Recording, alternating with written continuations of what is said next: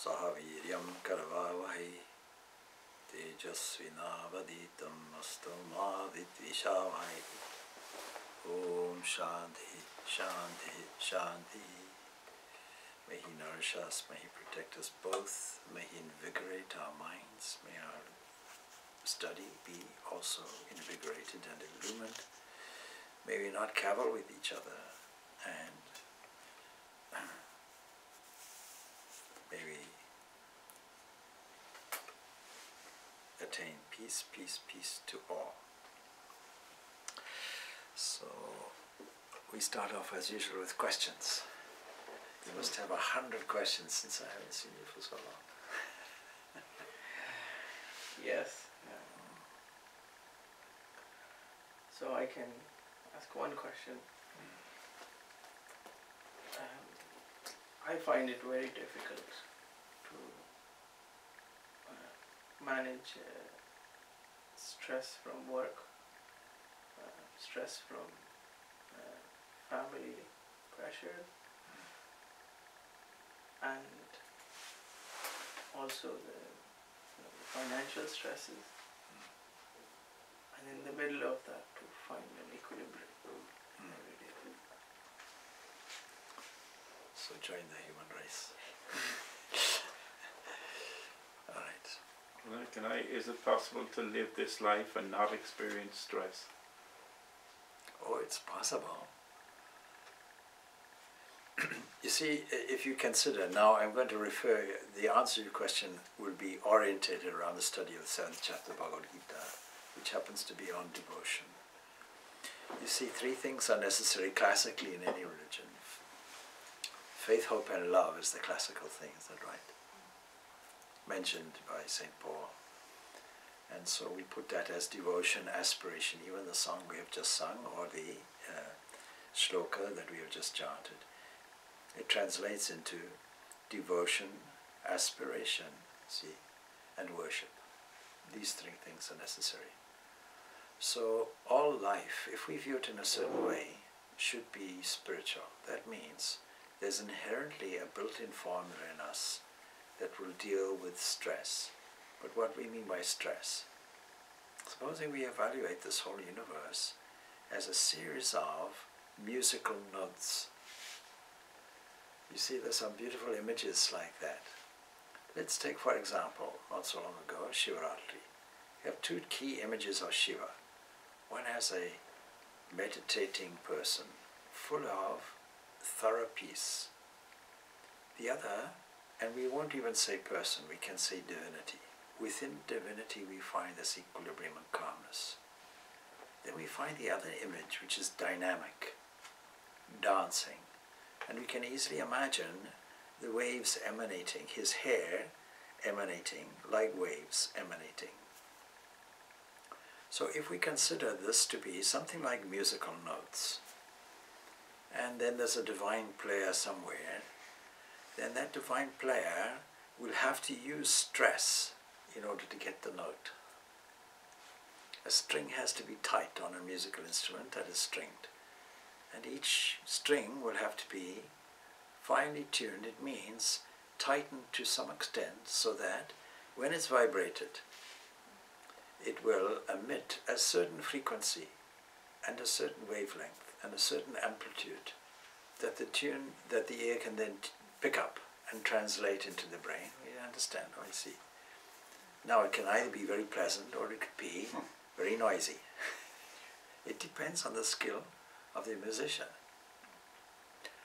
So we have a wonderfully skilled musician that makes the universe dance and vacillate in different ways, to the extent that we find our view of it is in very, very gross waves, suitable for listening to the ear, for catching with the eyeball, for getting sensitivity through the skin. All the senses are their own local instruments, suitable for catching these different waves. And that becomes our interpretation of the world. But our interpretation is invariably a small circle around us. We sit on the one side, trying to make sense of things on the other. And that becomes a difficulty for us. In order to get the peace, we have to get out of the conventional way of thinking and understanding it. But also, we've been given sufficient common sense, sufficient instrumentation to manage things. One instrumentation is time. That same player presents itself as time, kala. Now, time, I'm not sure if there's such a thing as time, but to the human there is. Because the human being will measure events as past, present and future. And we can break it down even further. The smallest thing we can get in terms of time is 10, I think is 10 to the minus 34 of a second, something like that. It's the smallest thing, what we call Planck time, a minute thing.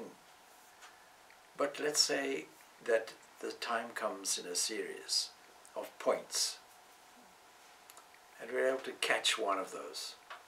We'll notice that it comes not as linear units necessarily, but it comes as waves. That means there's a vacuum. If you study a wave system, it's called a hollow. And there's a peak, and we say, oh, there's a point. This is an event horizon that I can then see something happening in, followed by a blank, followed by a gap that gives me the opportunity to put something different in. So sometimes all our stress is to do, much of it, with bad management of this resource. Time management. So people come to me and say, I'm so stressed, my job is this, my job is that. All right. How are you managing these blank checks that we call second, where you can put anything you like in? And what you may find on analysis is either that the job you're in is under-resourced, or that you're not being efficient enough.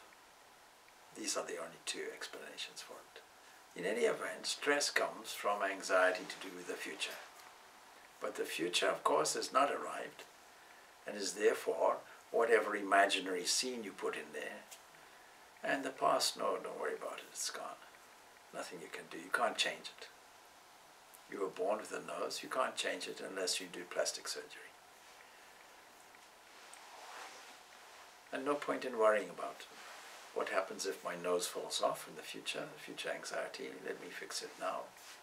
So all these imaginary things we think of, and this all comes under a classification called Maya. 7th chapter of the Bhagavad Gita tells us that the whole of reality can be divided twofold. It's a beginner position until we understand that there's only one principle there. So we start off with a dualistic position which says that there are two natures. So Sri Krishna tells us there are two natures. And within the one will come reaction and recovery. What we call stress is reaction and no recovery. To get rid of stress, we have to reaction and recovery. We have to know how do we recover. Some formula must be there, some different way of evaluating life. Let's say we have a so-called domestic difficulty. Then domestic difficulty means, or a relational difficulty means, I stand in one position as an individual, dealing with other individuals in a field of activity that I call my domestic environment. And I have to deal with that, act and react. If it's financial, then there's a separate bank account somewhere and an earning capacity somewhere else. Two things. Supposing I revalue all of that, supposing I say that all of what we call abundance and financial resources is nothing more than these waves that I mentioned. Supposing I evaluate it as God's divine grace, then will that grace not come to me? Is thought not an attractive force? If we say I only have my mind and forget that all minds are reflection, branch offices of a cosmic mind somewhere, God's mind, something we call the personal God, and forget that aspect, and forget to pray, Lord, please help me, rescue me. Versus, let somebody else do it. Somebody who's a reliable person, let him do it. Well, there's the royal court available and the royal solutions available. So what we call problems in nature are just one side of an equation, the other side of which is solutions. So it depends how we deal with things. Will we deal with them in an aggressive, combative way, thinking that I have to overcome all these things myself, alone, with no outside help?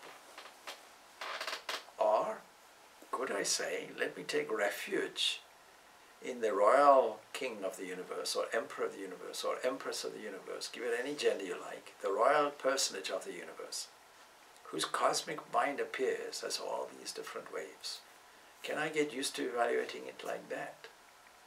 And if I do that and see the divinity everywhere, see all the grace and glory on that side, how will it change things?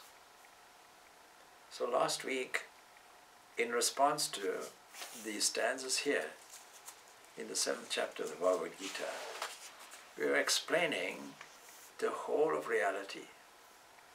So I'm going back a little bit. See, apare yam itastanyam prakritim vidimi param jiva bhutam mahabahyo yayedam daryate jagat. It's a very significant phrase. Jiva bhutam mahabahyo. See, this is my lower prakriti, apara. We find in the Kena Upanishad this question asked, about knowledge. And we find things are divided into lower knowledge, higher knowledge. When we talk of knowledge, and then if you investigate, it's called science.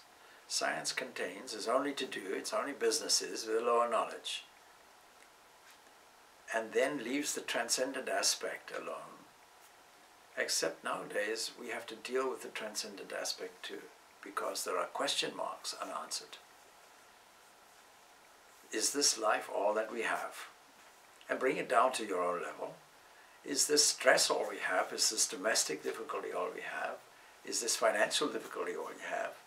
Is this pressure of activity all that there is? And getting to a point whereby if I don't look at it differently or have a different recovery point, then of course things become psychologically desperate, unhappy. And we only have a short life, so should life be unhappy? Surely we should find a way of finding some joy somewhere. All right. Now I mentioned this before. There was a man here who came here very, very deeply depressed. He's recently suffered several bereavements. Naturally, a person is ensconced in this world of darkness that you blame on some other entity. Blame on some other entity means the world did this to me. God did this to me. Some unsuspected entity did this to me. I am a victim. So I took him out the door. It wasn't a windy day at the time, so it's all right. I left him there for a few moments, then brought him back inside. I said, what did you see? I said, what do you mean? Well, you went, you looked outside for a few moments. What did you see? He said, I saw that opposite is a green, some cars, and that's it. You see, because we are so preoccupied with our own difficulties, our own web of complexity, that we miss the simple beauty that is right there in front of us. I said, did you not notice birds flying? Did you not marvel? Did you not at once in your life wish, I wish I could fly? Did you not see how the wings are so aerodynamically designed? Did you not see the wind blow some leaves here and there? Did you not see the color, the autumn color of the leaves? Did you not notice that one tree all of a sudden got buds on it? Did you not notice some patches of the sky are deep blue and others graying? Did you not notice the clouds moving past? Did you not notice how the flowers and the foliage and the green grass and so on knows how to grow, defying gravity, responding to water and sunshine and air? All these things you had the opportunity to notice. Now you go one step forward. Did you not notice that these were manifestations of nature? Did you not notice that this nature is God's nature? It doesn't belong to anybody else. Did you not see the glory, divine glory, there in front of you? Did you not think previously, oh, I'm a victim, see what God is doing to me? I think I'll be an atheist tomorrow. I am here, and where is God? Did you not notice God everywhere? In the sky, in the wind, in the flowers, in the grass, in the trees, in the people, in the capacity to think, in the capacity to feel, the capacity to breathe, the capacity for the heart to pump, the capacity for the cells to repair themselves. There's no dearth of opportunities for investigating the glory of God and tuning into God's glory continuously, doing it continuously, as often as possible. Why? Because we have a resource called time. We have the time to do it. So see what's coming into this occupancy area in front of us, a field of awareness that we call time. Time and space go together. So a space within the context of time, what is occupying it? So, is it all these things that are doing this to me? Or is my tuning so badly arranged that I'm doing it to myself? Am I causing my own stress, or something else is causing it? Am I unnecessarily blaming some other entity? Or am I dealing with it in my own way, either by seeing this resource that I call time? If I write down all my activities and become efficient with my time, manage it so no time is wasted, and go one thing further, make it a divine activity, so that everything that occupies this second is offered lovingly to the Lord, with an attitude of this faith, this hope, and this love, this devotion, this aspiration for God's presence, and this worship, this tuning in at any given moment to this entity which is, at the end of the day, in essence, nothing more than love, sheer love. If I didn't notice any of that, then I'm digging myself a dark hole and not seeing beyond my own individual horizon. And this becomes our difficulty. And for this reason, the 7th chapter of the Bhagavad Gita, which begins a whole theme now on love, on bhakti, bhakti yoga, 6 chapters of it. How does he begin? We'll just refresh our memories on this chapter. It begins with arranging a description of this is the architecture of the universe. Now, many religions will say that God made this world, created this world from nothing. Well, I'm not sure how that works.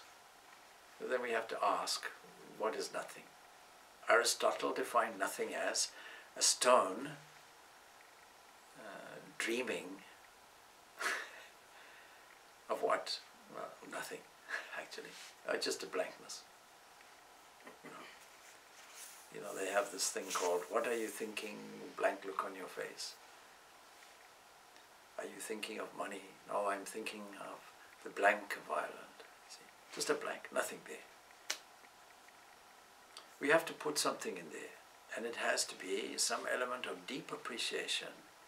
Otherwise, we'll we'll miss a moment that we could capture, which is full of potential joy, on the basis that we missed the architectural structure because it's not made from nothing. So in this Bhagavad Gita, we'll find that it tells us two natures are there.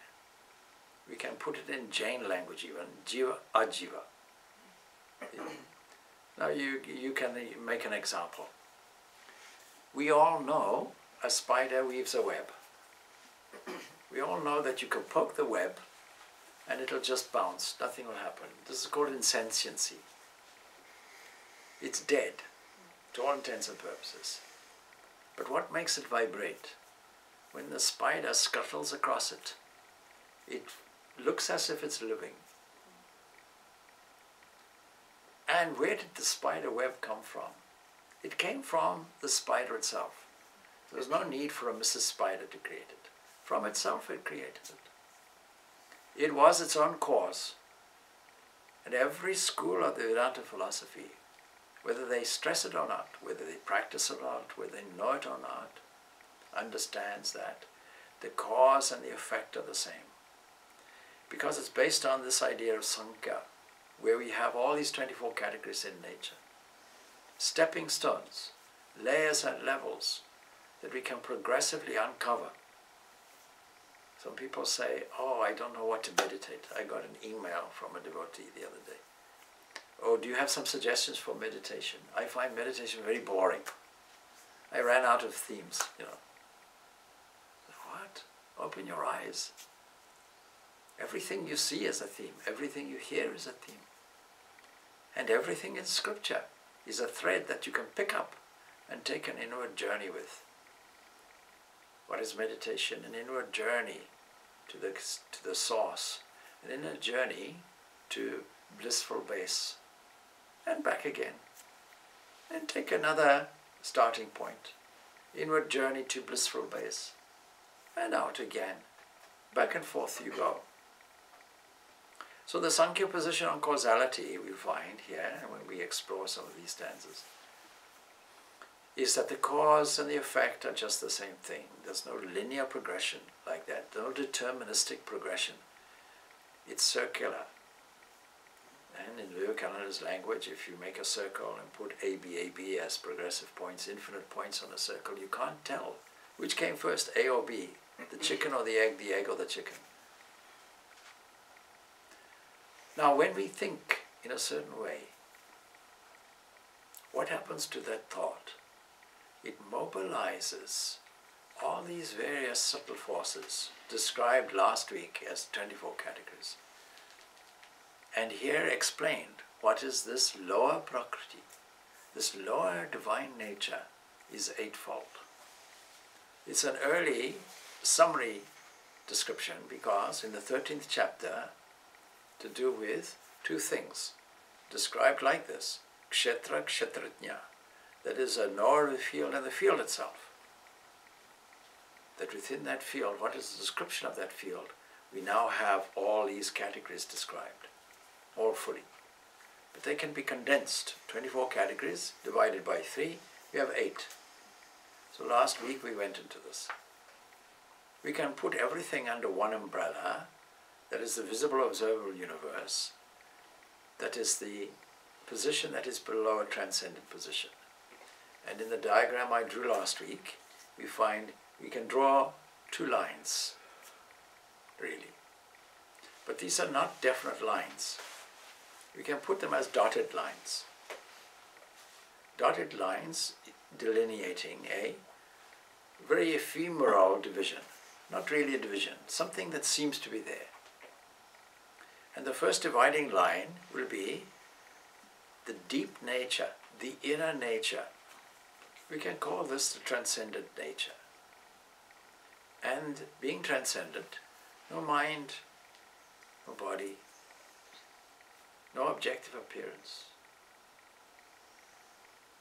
no limbs, no time, no space.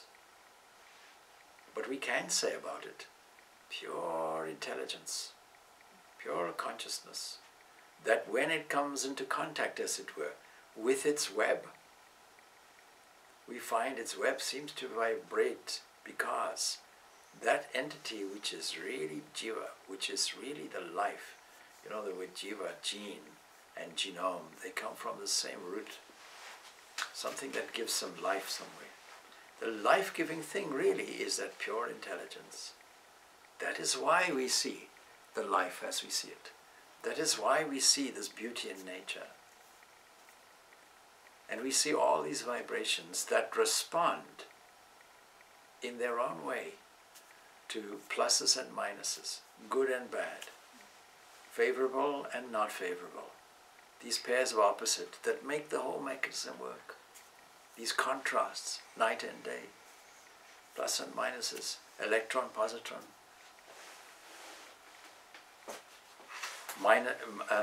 minus electrical force, that's a negative force, positive force. All the symmetry goes on in an asymmetric setting, and the universe struggling, as it were, to get back to some kind of equilibrium. We should therefore not be surprised that we find this upset of equilibrium in our own lives. It's just a reflection of the whole universe, which is built on frustration. Frustration makes it work and move, until and unless we notice something different about it, unless we glory in the manifestations that we see, and then that also has a mobilizing effect. And what it does is, it takes these subtle forces, rearranges them to make a much more favorable universe for us. That's why we say, see God in everything, see God in everyone. And a certain amount of patience is necessary as well with it. But see it for what it is. When we see it for what it is, when we revalue it, then our recovery is quicker. Our recovery will be necessary. I will use that example. 2 runners run, see, 100 yards, 100 meters. Maybe it's playing touch rugby. Mm-hmm. And 2 people run. One has trained, the other one has not. It reminds me of a certain mad fellow who went on a bicycle, some 620 kilometers. So if he had trained better, he would have recovered better. So, you see, they both arrive at the end huffing and puffing, no doubt. In other words, reacting. But one recovers much, much quicker because he trained much more. So we require discipline and training. In the midst of any of these activities, and the preceding chapter, the 7th chapter, was about meditation.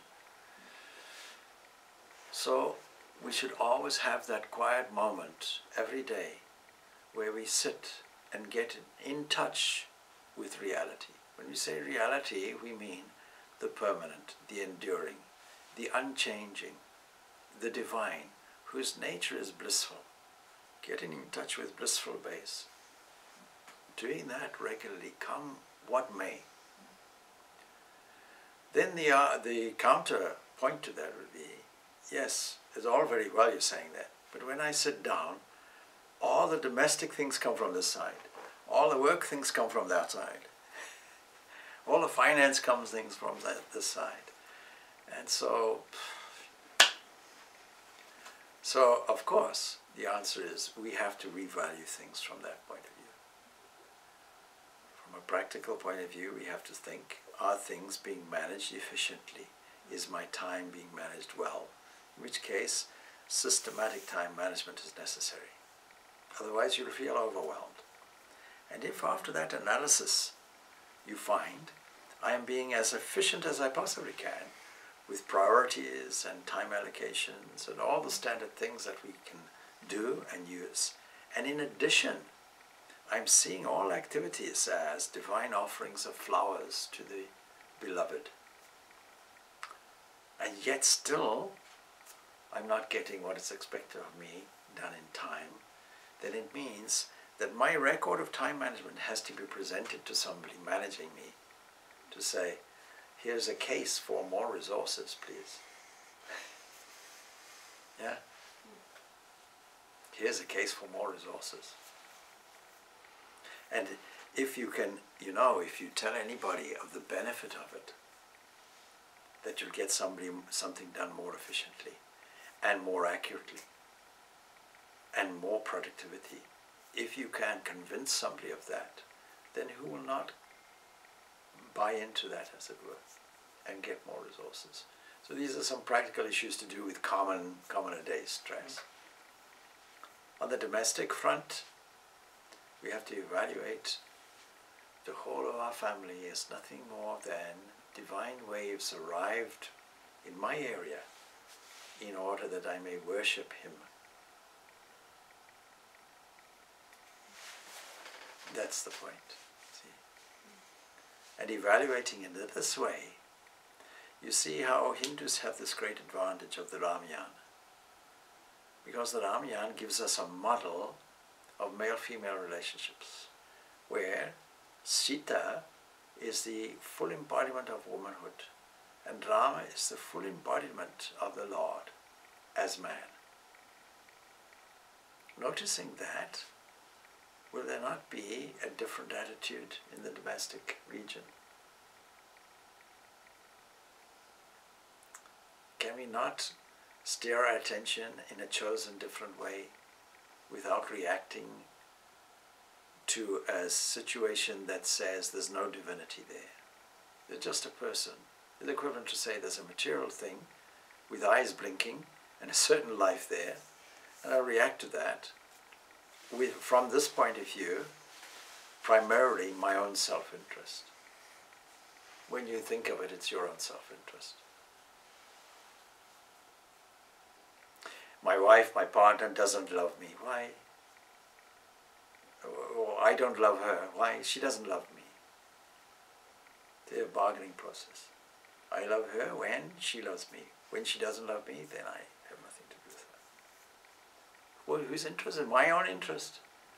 Love of somebody else is actually love of me, not the other person. So put the other person first. That's the point. If every person does that, what a wonderful arrangement it is. When every woman we see Sita in, when every man we see Rama in, what a difference that makes. And if the Mother of the Universe is standing in front of you, then won't you perpetually make offerings there? Don't wait for the reciprocation. Because you see, Swami Vivekananda's beautiful definition of divine love, unconditional love. What is it? Threefold. What are the three dimensions of it? Firstly, that there is no reward. I love without expecting a reward to me. Secondly, that there's no fear.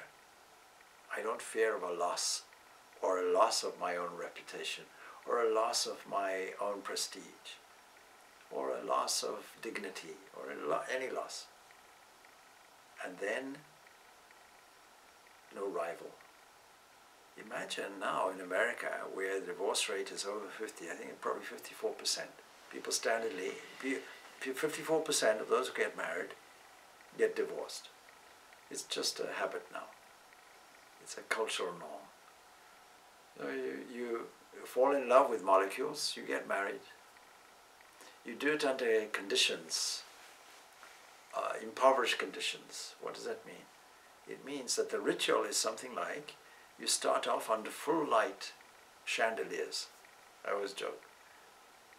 And then you see, the relationship has to deepen, where you look into each other's molecular structures called eyes. And in order to get the full effect, they take away the expensive chandeliers and give you cheap candles. And with those cheap candles, things progress. Food. And then small talk and so on and so forth. And then, you get married. And then the sale is complete. So then there's no necessity for anything thereafter. The woman can appear with face cream at night and stuff on the face, and the man can develop a pot belly, and the woman can curl his in the hair until somebody visits. Then it's different. See? So the sale is complete. With that attitude, And then you see, with no solid foundation, on a basis of trial and error, because there's a scapegoat, that if we like, we can get divorced. And then that's fine. A sampling thing. See, sample this, no, not really. Maybe there's somebody better around the corner. That kind of attitude. But all of it is egocentrically based. It's all selfish. And then, of course, if children are involved, most arguments in domestic life seem to be probably about children, I don't know. So if they're about children, well, the children learn by example. And if the parents shout at each other, the children will do the same.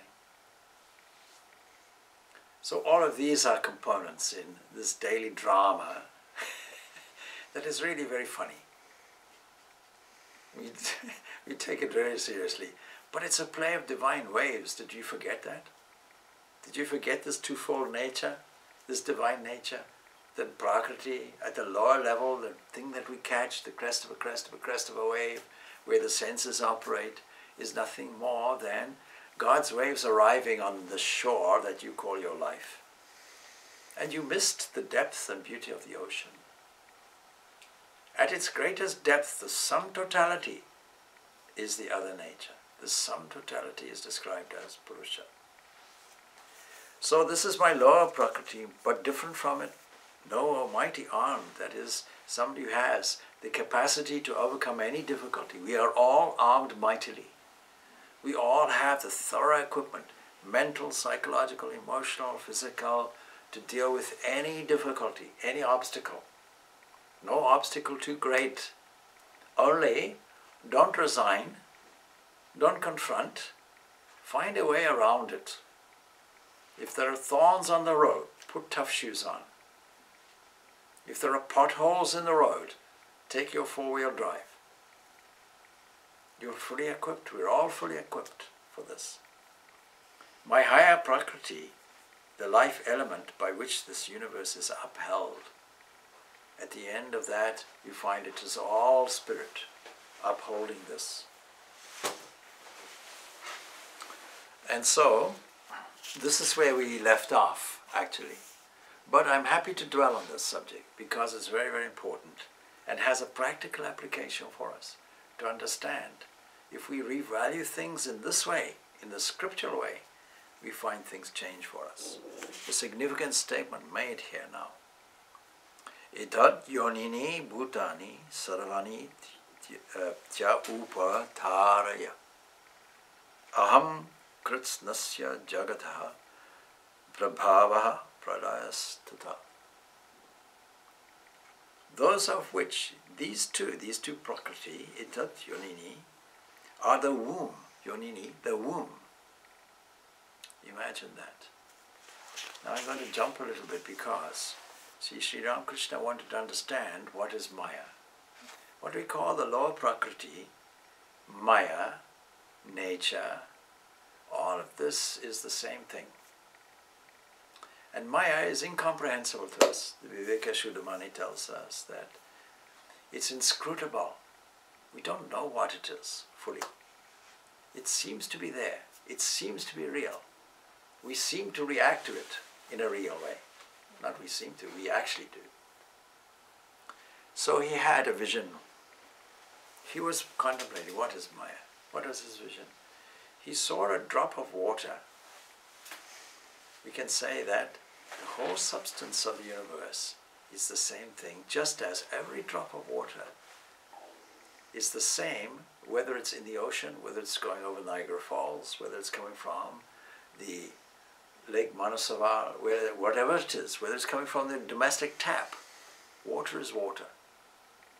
Every drop is the same thing, and yet seems to be individual. So he has a significant vision about life, represented as a drop of water. And from that drop of water, that is from the substance that we have. Substance means you can't have two things. You can't have pot and clay. You can't have gold and a ring. You can't have an ornament which is not the same substance. You can have something made from gold And it can be melted down, and you can make a bracelet, you can make a chain, you can make any other item from it, but it's always gold. You ask a pot, who are you? If he says, I'm a pot, he's made an error. No, you are clay. You may be a pot now, but let's smash you and reform you, and you'll be a cup, or a plate, or something else, or an ornament. The correct answer is, I'm clay. I was clay. I'm clay now. I will always be clay. Clay is a substance. You cannot have gold and the ring. You cannot have a pot and clay. It's clay. We miss that substance. So the water is water. A drop is just the same thing, whether it's in a molecular form, whether it's in a spherical form, whether it's as rainfall, and it comes in different shapes and forms. When it looks dead and inert, we call it snow. When we call it subtle, it's evaporated and forms clouds. And when we see it as water, it comes down as rainfall and collects in many places. And the cycle continues. That alone is a marvelous thing. Meditate on that. See what happens. What a wonderful marvel comes to you. So this drop of water, from it evolves a young girl. And he sees this young girl grow and evolve into a maid. And he sees this maid pregnant. And he sees that from this maid comes a child. And then he sees this woman devour this child, eat it, and see this cycle repeated. And he comes to the conclusion, this indeed is Maya. Inscrutable. Birth, life and death from one thing, seeming to be other things. This is life. This is Maya. But what is the significance of Maya? Maya comes from a term that is the same thing, a root, to measure, something that is measured, something that has time and space and quality, something that is dimensional, but also something that when you look at it closely, we find the original appearance disappears. What we find there, what religion calls God. Pure spirit, pure intelligence, pure consciousness, only existence itself. And we also find there the highest joy, the highest bliss that we're looking for. Trying to get it in domestic life, financial life, political life, national life. Trying to get it in different environments, work life and so on. See, today we are talking about work-life balance. If you had work-life balance, many of the peripheral issues around us would be resolved. Yeah. So how do we get this work-life balance? You see, we are supposed to have 24 hours of the waking day and divide it into 3. We won't mention about the dream. The dream, we can live thousands of years. And dreamless sleep, no time at all. So in this waking life, 24 hours, let's say, let's divide it into 3 sections. 8 hours, 8 hours, 8 hours. 8 hours sleep. 8 hours, although some seem to sleep for days. 8 hours sleep. And then 8 hours work. And 8 hours leisure with the family or what have you. Then somebody says, no, I can't operate like that. Why?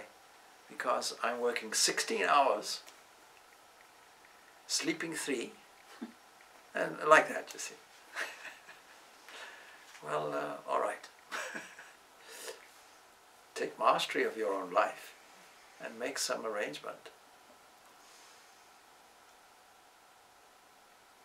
And you alone know how to work that out, because every person's circumstance is different. But always with this divine aspect in mind, that this is all this Maya, this Prakriti. And so he says, know that these two are the womb of all beings. They're very significant, because Prakriti is feminine by nature, womb is feminine by nature. All these feminine terms are coming out. And we know that a womb, so what is the origin of life? It's not from nothing. It's from that same entity adopting a womb. See Ramakrishna's vision. And then from that comes everything, and then it dissolves again. made this place seemingly from nothing in a very quick period of time. 2 years it took us. And us means everybody's effort. But what was behind it? A thought movement, and then all the other ingredients falling into place. God's divine arrangement happening. And here's the bottom line. I won't be around long to see it and appreciate it. Nobody will. It's there for other generations. We don't think of that. So birth, life and death is a cycle. It's there and we have to accept it. And in between we have to do something. We have to play the game well. We all come from this origin, one origin, this womb, and all beings come from it, not just humans. From this central origin. It says, I am the origin and dissolution of the whole universe. And so when we talk about the 24 categories, what we talk about is Ishvara. Ishvara is that potentiality, creative potentiality from where everything else comes. And it is not separate from all the other categories. All the other categories come from it and get withdrawn into it. Just as a mirage can appear and a mirage can disappear. And the 3 ingredients of it will be mentioned. These are called the binding elements. These 3 evolutionary forces that we call gunas. Guna means a rope, something that binds you. And we are all our unhappiness boils down to that one element. We are bound. Or we feel bound. It's not that we are bound. We are always free, but how is it that we feel bound? This is called Maya. So this truth about Ishvara is now being told, because if we want to see the whole totality, you see there's that story. If we want to see the whole totality, we have the whole knowledge. There's that story about the blind people going to the elephant. I may have told it last week, I don't know. But I made a telling point here, because the story everybody knows. Blind people investigate an elephant. One says it's the trunk, one says it's the plantain, feels the ear, one says it's a rope, he felt the tail, one says it's a pillar, he felt the leg, all these kinds of things. Of course it's none of those things. But you see, if you see the totality of the elephant, have you really seen the totality? If you're focusing on the elephant, you won't. It's not a totality there. There's a space beyond it. There's a form of the elephant and a space beyond it. So this is comparable to what is beyond everything there is also the source, because the elephant is only an appearance. It comes and it goes, and something that appears and disappears, can we really say it's absolutely real? It comes and it goes. So reality is measured by the level of changeability and permanence. Mataha parataram nanyat kimchit asti tananjaya Vai sarvam idam protam sutre manika iva. There is nothing whatsoever higher than me, O Dhananjaya. And that is beautiful, beautiful, beautiful statement, which we could meditate on for hours. What is that? It says, Sarvam idam protam sutre. All this is strung, sutre, on a string, like mani ganaha, clusters of gems or jewels. You are like clusters and gems of jewels. Imagine now, all of this, that's all beings, all parts in the observable universe, all observable parts that change or remain static, seemingly. They're all strung together, connected on a background. The thread that comes in and makes things look as if they're living is this entity called me. What is this me? This is the highest principle. This is the highest nature, the transcendent nature that has been described. But do we see it like that? Do we see the connectedness? Do we see the living entity? Sri Ramakrishna says this. What Brahman is like cannot be grasped by the ordinary mind.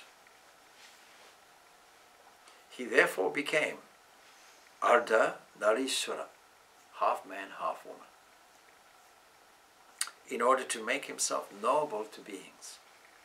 This form of his indicates these two things, Purusha and Prakriti, the two natures.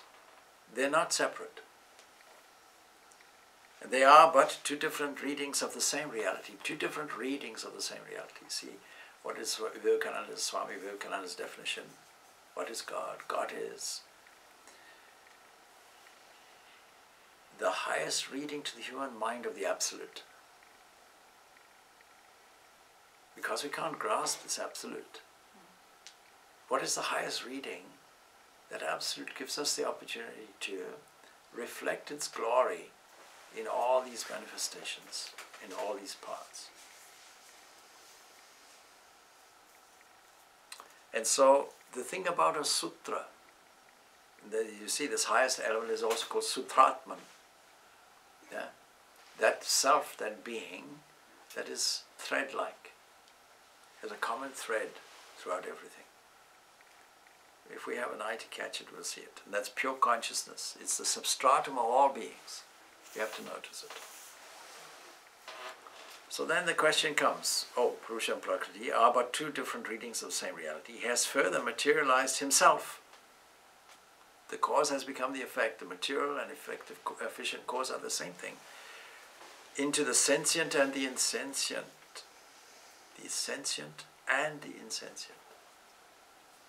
Therefore, nothing is foreign to him, alien to him. We tend to divide this thing, this division, make this division. There's creation on one side, it's full of inertness. There's a misunderstanding, scientific misunderstanding, that there's no sentience in it. Although it's borrowed sensiency, we have to admit. Still, did you notice the substratum of it that makes it look as if it's insentient? You put a rock here on a string, a weight, it knows where the center of gravity is.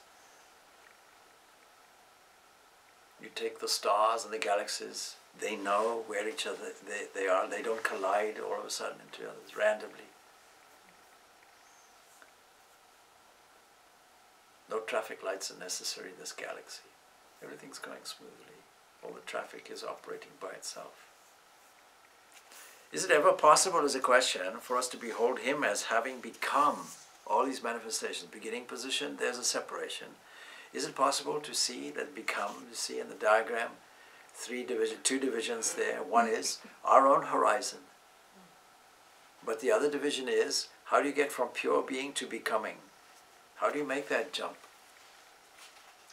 So the clue is given then in the next stanza. It says, Rasoham apsu konteya prabhasmi shashishwara yaha pranava sarva vedeshu Shabdaha ke purusham darshu.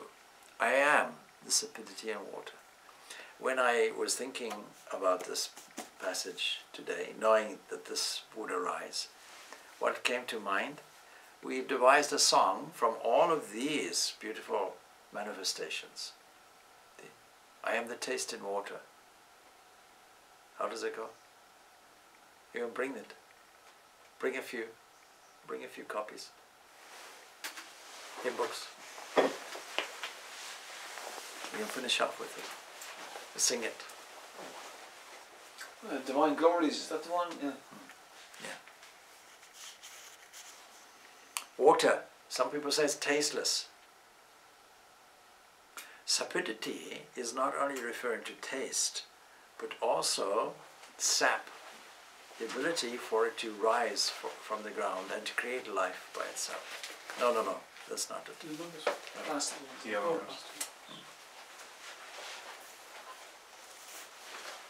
So we begin a beautiful song here. Yeah, right.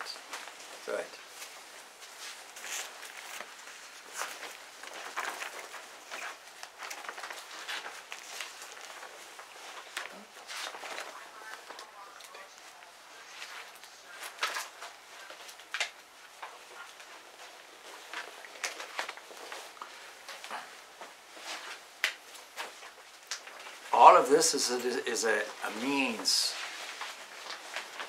to evoke a sense of thankfulness, a sense of wonder and glory. Oh, praise the Lord, for his wonders never cease. From a spark of his radiant splendor all has sprung from him.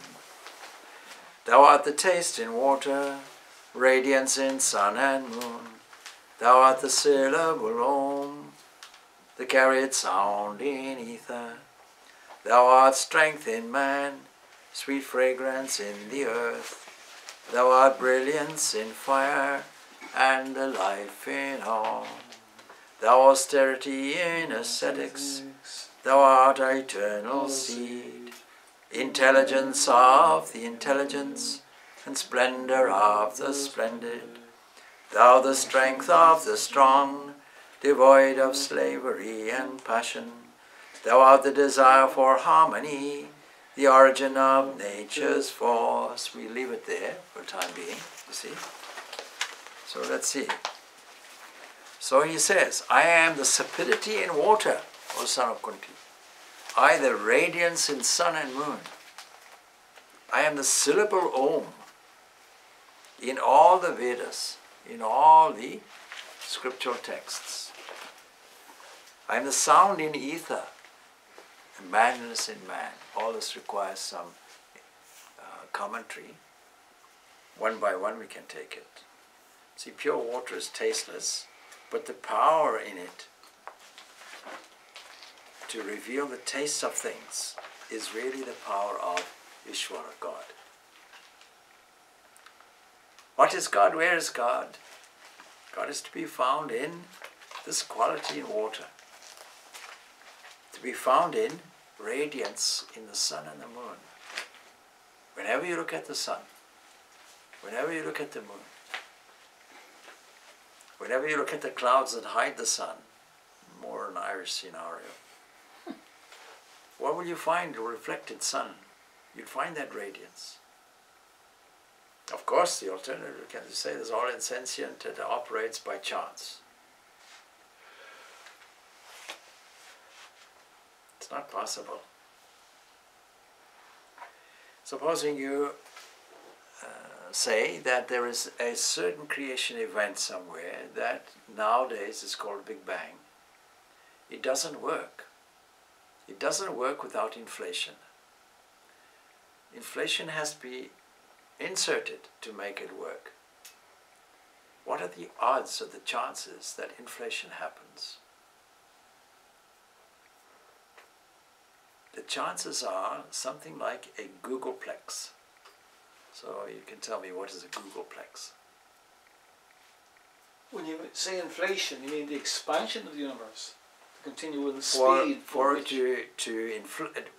to arrive at an evenness and equilibrium that we find everywhere, something that we now know. But the scientists say that the universe is expanding all the time. It's actually getting bigger. Evenly. If you set up a hand grenade here, is it even everywhere? All bits and pieces everywhere. That's the difficulty. That is why the Big Bang Theory arrived and died.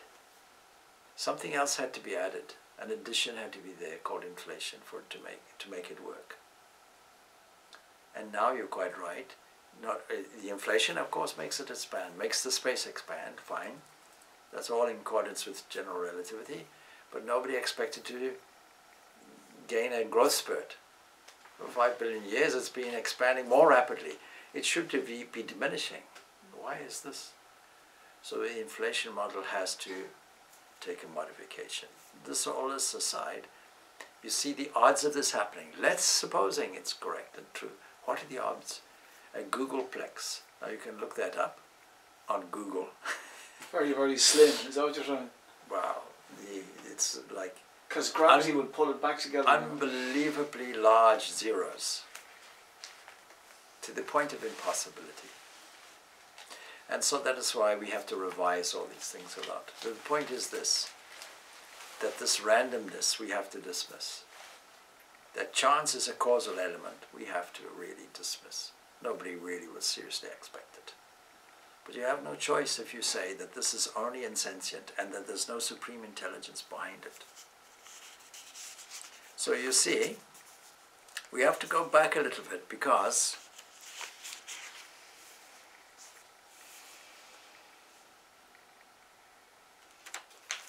this is upheld by it, you see, but it's pure intelligence that is holding it up. So this nature that we have is supporting, because it is pure consciousness, pure intelligence. Our own human intelligence is just because of it. It's just arriving, unfolding, because its origin, its substratum is that. We can't claim intelligence. In fact, I think very few people, when you look at them, mankind, you won't find that much intelligence there. Pretty scarce, yeah. Yes, common sense is very seldom common. So, we have to learn the art of picking up the clues everywhere. This is where love of God develops, by seeing the love of manifestations. When we see it in the workplace, when we see it in the domestic environment, when we see it in our talents and capacities and abilities, when we see it in the talents and capacities and abilities of our children, when we see it in the sun, all life comes from the sun, when we see it in the sun, but he who lights the sun is more beautiful. When we see it in the reflection of that, of the moon, and how the moon is responsible for all the lunar months and all the seasonal things that go on, and the whole system of tides that we have on the earth that has a correlation to seasons. When we see all that working in perfect harmony, if we don't stand back once in a while at least and have a glory moment about it, a moment of deep joy and appreciation, and when we don't notice it, it's because our own dark clouds, manufactured by ourselves, obscure our beautiful vision and understanding of it. We'll continue with the 7th chapter next week, and much of this is laboring this understanding of these two natures, because unless we are able to come to grips with what is being told here, you say love of God, but why should we love God? Is because when we understand God's nature, God becomes lovable. When we understand that the only thing which is here is what we call Ishvara, or God.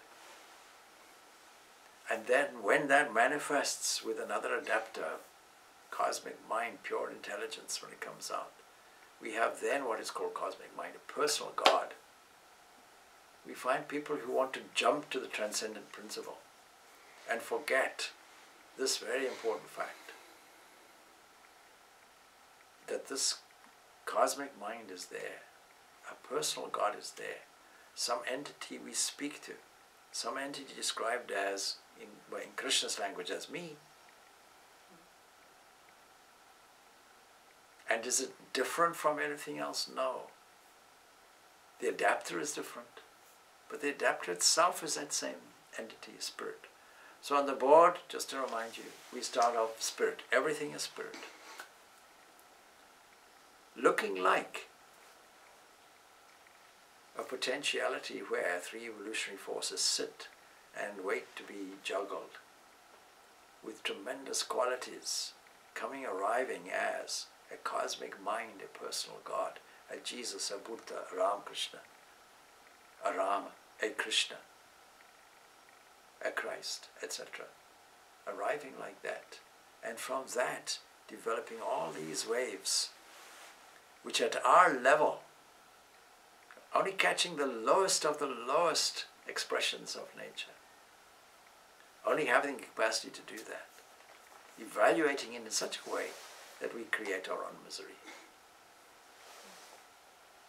Revalue it, see what happens. Take a fresh look at it. And then you'll learn not only reaction, but also recovery. Om Shanti, Shanti, Shanti. Peace, peace, peace be upon all.